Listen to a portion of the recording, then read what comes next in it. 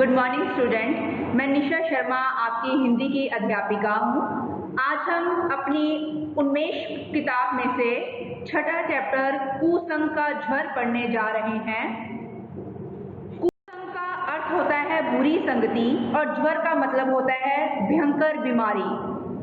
अर्थात दो तरह की संगति बताई गई है, सत्संगति और बुरी संगति। अर्थात सत्संगति अच्छे लोगों का साथ, कुसंगति मतलब बुरे लोगों का साथ। जब मनुष्य अच्छे लोगों की संगति में पड़ता है तो उसके अंदर अच्छे विचार आते हैं, वो अच्छा कार्य करता है, जिंदगी में अच्छा इंसान बनता है। लेकिन कभी अच्छा इंसान जब बुरे लोगों की संगति में फंस जाता है तो अच्छा होने के बावजूद भी वो बुरा बन जाता है, क्योंकि उन पर बुरे विचारों का प्रभाव पड़ ही जाता है। इस चैप्टर में कुसंगति के ज्वर में सबसे पहले लेखक ने हमें बहुत सारे उदाहरण दिए हैं। सबसे पहला उदाहरण दिया है समुद्र का। समुद्र जो है वो लंकापति रावण के द्वार के पास होने के कारण उसको कुसंगति का भारी नुकसान उठाना पड़ा। हालांकि समुद्र की अपनी एक मर्यादा होती है, गहराई होती है, लेकिन जब राजा राम को उस समुद्र को पार करके लंका के द्वार तक जाना था तो राजा राम के जो वानर थे उन्होंने इस समुद्र की छाती के ऊपर बहुत भारी भारी भयंकर पत्थर फेंके और उस पत्थर पे एक लंबा सेतु का निर्माण किया। तो उस पत्थरों पर बहुत सारे वानर चलकर उस लंका के द्वार तक पहुंचे। तो इस प्रकार हालांकि समुद्र में एक मर्यादा थी, एक गहराई थी, वो शांति से बह रहा था, परंतु राक्षसों के पास होने के कारण कुसंगति के प्रभाव उस पर पड़ा और कुसंगति के प्रभाव के कारण उसको बड़े बड़े पत्थरों का बोझ झेलना पड़ा। आगे हमें लेखक ने राजा दशरथ का उदाहरण दिया है। राजा दशरथ अयोध्या के महान राजा थे। उनके 4 पुत्र और 3 रानियां थी। तीनों रानियां अपने चारों पुत्रों को बहुत अधिक प्रेम करती थी। उनके राज्य में एक दासी थी मंथरा, जो कैकेयी के यहाँ मुख्य दासी हुआ करती थी। उसने क्या किया, जहाँ अगले दिन राजा राम को राज्य अभिषेक मिलना था, उसी रात उसने क्या किया, रानी कैकेयी के दिमाग में ये बात पैदा कर दी, ये बात डाल दी कि वो राजा दशरथ से 2 वर मांगे। उन 2 वरों में क्या मांगे, एक तो राजा राम के लिए 14 वर्ष का वनवास और दूसरा अपने पुत्र भरत के लिए राज्याभिषेक। तो क्या होता है, रानी कैकेयी जो बहुत अच्छी माँ थी, एक अच्छे विचारों वाली स्त्री थी, दासी मंथिरा की बातें सुनकर उसके विचारों में आ गई, उसकी बातों में आ गई। उसकी मति भी क्या बन गई, कुमति बन गई। कुमति बनने के बाद उसने क्या किया, दासी मंथिरा की बातों को सुनकर रानी कैकेयी राजा दशरथ के पास जाती है। राजा दशरथ बहुत खुश बैठे हैं, क्योंकि अगले दिन अगली सुबह उनके बड़े पुत्र राजा राम का राज्याभिषेक होना है। दशरथ को देखकर वो उनसे 2 वर मांगती है। राजा कहते हैं मांगो, क्या मांग रहे हो? तो वो क्या मांगती है, पहले वर में वो मांगती है कि वो अपने पुत्र राम को 14 वर्ष का वनवास दे, और दूसरे वर में वो अपने पुत्र भरत के लिए राज्याभिषेक मांगती है।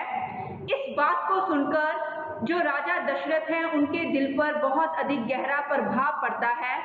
हालांकि उन्हें वो 2 वर रानी कैकेयी को देने पड़ते हैं, लेकिन उन वरों के फलस्वरूप क्या होता है, उन वरों के फलस्वरूप राजा दशरथ की जो तबीयत है वो बहुत अधिक खराब रहने लगती है। वो इतनी ज्यादा खराब हो जाती है कि राजा दशरथ की तबीयत इतनी अधिक खराब होने लगती है कि अचानक ही उनकी मृत्यु हो जाती है।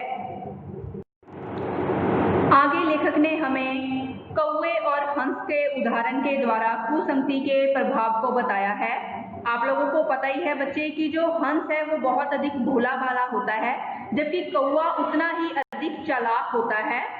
क्या होता है कि जो हंस है वो एक दिन मानसरोवर के पास उड़कर चला आ रहा होता है। तभी जो कौवा है वो भी उसके पास आ जाता है। हालांकि हंस उसके साथ चलने के लिए मना करता है, लेकिन कौवा उसको अपनी भोली वाली बातों में ले आता है। दोनों उड़ रहे होते हैं तो अचानक से कौवे को नीचे क्या नजर आता है, एक दही वाला नजर आता है। कौवा क्या कहता है हंस से कि चलो दही खाने चलते हैं। हंस इस बात को मना कर देता है और कहता है कि किसी का चोरी से दही खाना मेरे को पसंद नहीं, मैं ऐसा नहीं करूँगा। लेकिन कौवा उसको अपनी बोली वाली बातों में ले आता है। तो हंस और कौवा दोनों दही वाली के सिर के ऊपर बैठकर दही खाने लगते हैं। तो क्या होता है, जो दही वाली होती है उसको पता चल जाता है कि उसके सिर के ऊपर कोई जानवर बैठा है। जो कौवा है वो चालाक होने के कारण एकदम से उड़ जाता है, लेकिन हंस भोला भाला होने के कारण फंस जाता है। दही वाली उसको पकड़ लेती है और पकड़कर उसको मार दिया जाता है। तो इससे हमें क्या पता चलता है कि जो हंस था हालांकि बहुत भोला भाला था, अच्छे विचारों वाला था, लेकिन कुसंगति कौवे के प्रभाव में आने के कारण वे बेचारा मारा गया। आगे लेखक ने हमें केले और बेर के पेड़ का उदाहरण दिया है। लेखक ने हमें बताया है कि जहाँ पर केले का पेड़ था वहीं पर बेर का पेड़ उग गया। बेर के पेड़ के उगने के बाद केले का पेड़ सोचता है कि क्या हुआ अगर ये आ गया, इसके आने से मुझे क्या हानि होगी। पर वो ये नहीं जानता था कि अगर कोई नुकसान देने वाला इंसान, कोई दुष्ट व्यक्ति या कोई दुष्ट चीज, खराब चीज हमारे आसपास भी होती है तो उसका प्रभाव हमारे पे पड़ता है। जैसे जैसे बेर का पेड़ आगे बढ़ता गया वैसे वैसे क्या हुआ, जैसे वो बड़ा होता गया उस ठंडी मस्त हवाओं के द्वारा वो अपनी जब इधर उधर हिलता, पूरी मस्ती में झूलता, तो वो अपने तीखे पत्तों से, तीखे कांटेदार पत्तों से केले के पेड़ के पत्तों को फाड़ देता। तो इससे किसका नुकसान हुआ? केले का नुकसान हुआ। हालांकि जो केला था वो अच्छी संगति वाला था, पर बेर के पेड़ के पास होने के कारण क्या होता है, उसका भी बहुत अधिक नुकसान हो जाता है। तो इस पाठ के द्वारा लेखक ने हमें क्या समझाया है? अलग अलग उदाहरणों के द्वारा हमें यही समझाया है कि इंसान चाहे बहुत अच्छा हो, पर जो बुरे उस इंसानों की संगति में आ जाता है तो उसका प्रभाव उसके ऊपर अवश्य पड़ता है। इसलिए बच्चा हमेशा उन लोगों को, उन बच्चों की संगति को अपनाओ।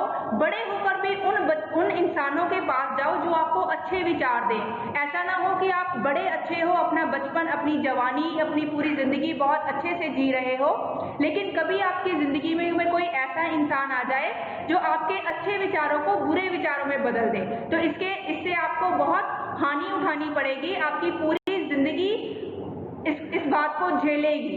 ठीक है, तो हमेशा अच्छी सत्संगति को अपनाओ, अच्छे लोगों के पास जाओ।